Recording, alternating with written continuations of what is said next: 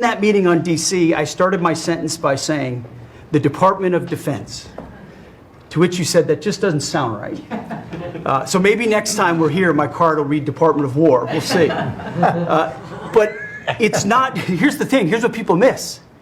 It's not just about words. It's about the warrior ethos. It's about what the department is supposed to do. George Washington started the Department of War because he wanted us to win our wars. Our founders didn't want endless foreign entanglements. They didn't want endless contingencies and deployments. They wanted an empowered military that the handcuffs were taken off to fight to win and then bring those troops home. So my platoon in Guantanamo Bay, our motto was, those who long for peace must declare for war. We must prepare for war. We don't want war, we don't seek it. You are the peace president, sir. Because we are strong, our enemies know what we will do. And so whether it's Secretary of War or Secretary of Defense, that warrior ethos is changing. We're going back to basics. Our drill instructors can be drill instructors again, sir. So from the minute of the tactical of standards to the strategic of B-2 bombers, we're focused on what matters. Had a meeting yesterday on Golden Dome for America, which is on track to deliver strategically for the American people. Munitions and the Deputy Secretary making sure our stockpiles are overflowing. That's our job. I'm honored to be a part of it, sir. Thank you for your leadership. That's great. I think I like Department of War better, but we'll make that decision, right? Restoring victory and clarity as an end state. Restoring intentionality to the use of force. So at your direction, Mr. President, the War Department is going to fight decisively, not endless conflicts. It's going to fight to win, not to lose. We're going to go on offense, not just on defense. Maximum lethality, not tepid legality. Violent effect, not politically correct. We're going to raise up warriors, not just defenders. So this War Department, Mr. President, just like America, is back. Thank you. Yes, sir. Okay.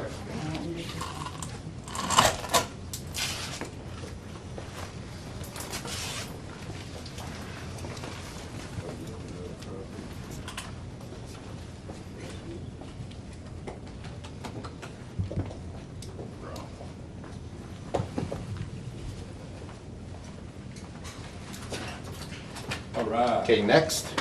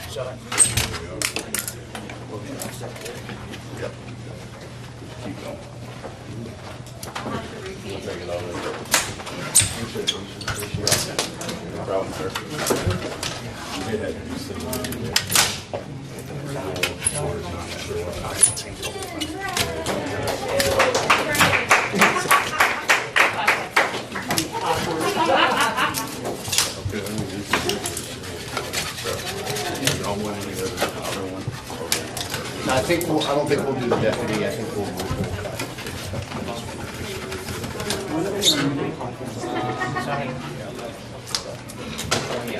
What's that?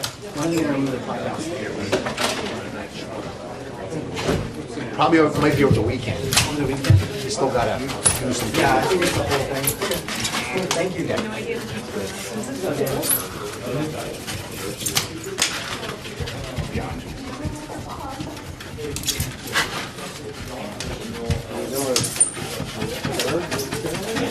Did some military tourism the other day. Dynamic duo.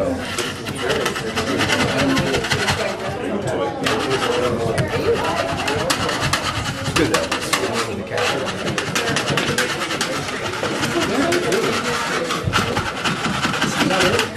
All right, got it, guys. I think I should go. So this doesn't sound really bad. Preservation. Ready?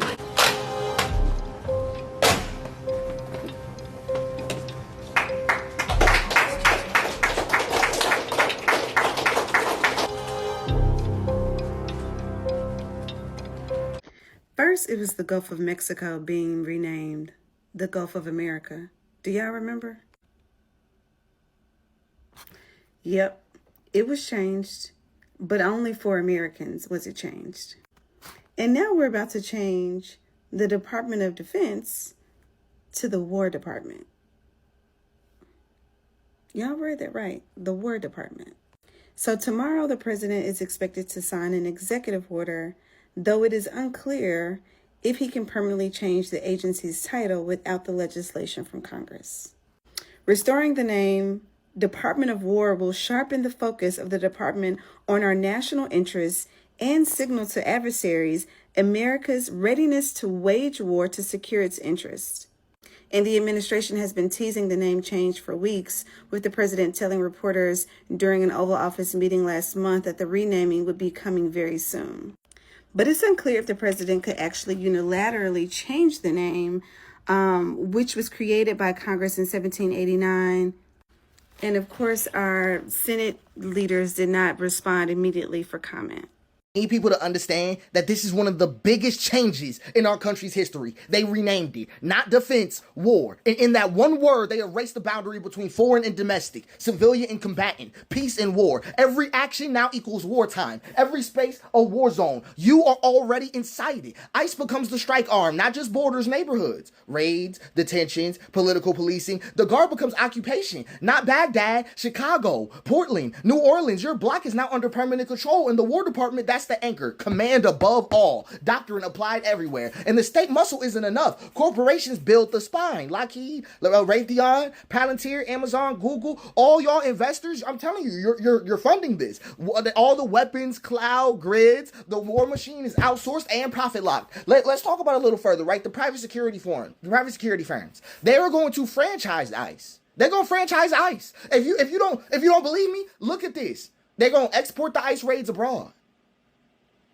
Did you consider that? They're going to export the ICE raids abroad, and then export guard tactics abroad, and then export predictive policing abroad, because authoritarian partners eat it up, because orders taste like surveillance and control tastes like safety. I want you to think about the trial run. I'm going to show you this. This is what is called the totalized war apparatus. War fused into everything, unending, civilian-centered, exportable, corporate embedded, pattern-based, algorithm-based. I'm going to walk you through it, right? The trial run.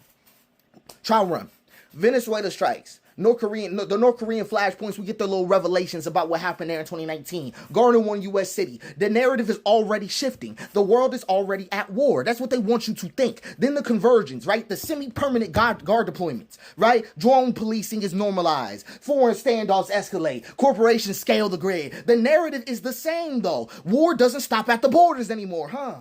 When did that happen? When did war stop? At the border. Do you see what I mean? Then they're going to export it, because the U.S. allies are going to adopt the model. Migrant caravans, protests, refugee camps are all going to get rebranded as combat zones, right? Because now at that point, the narrative will be completely different. War is civilization against chaos. War to them is civilization against chaos. Then by phase 4, they will be on the civilian war. That will be what is coming up. Everywhere will be a battlefield. Refugees will be targeted directly. Protesters will be directly correlated to terrorist auxiliaries. Corporations fuse with the government. If I'm not inside the system, you're part of the enemy pattern. I want you to understand. Then by the end, no more civilian war, just the pattern war. There is no such thing as a front line. There's no treaty to sign. The war will be waged against the ways of life themselves. You will hear of wars everywhere, but see them nowhere. Peace was never real. That's what they want you to understand. But peace was real. War, they want you to look at it like only war can keep order. War is not the way to keep order. No, it's not. And I want you to think about this deeper than this. The word civilian is a myth. In World War Zero, everyone is provisional.